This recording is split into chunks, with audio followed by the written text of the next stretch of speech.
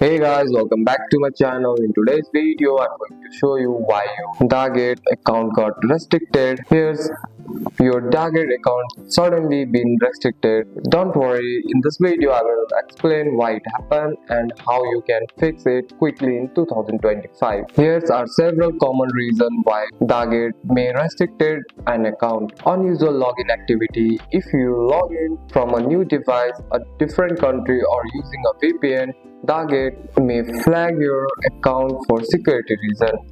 Failed payment, carries back, or using multiple cards can trigger a restriction. Placing many orders in a different time can look suspicious and cause a temporary block. Buying restricted items, suspicious messaging, or violating DHgate rules can also lead to restriction. Now, sign into your DHgate account and read the restriction message carefully. It usually explains what action is required. You can maybe ask to verify your email or phone number, upload an ID, confirm payment details, follow the on-screen instruction exactly.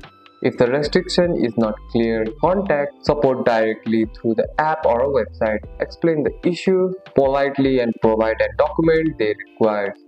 While waiting, do not use VPN or proxy server. Do not create multiple accounts. Attempt repeated login is that can deals account recovery. Most DHgate restrictions are reviewed within 24 to 72 hours depending on the issues. You can avoid using one verified account, avoid rapid or bulk ordering, and that's it. Now you know why your account was restricted and how to fix it quickly.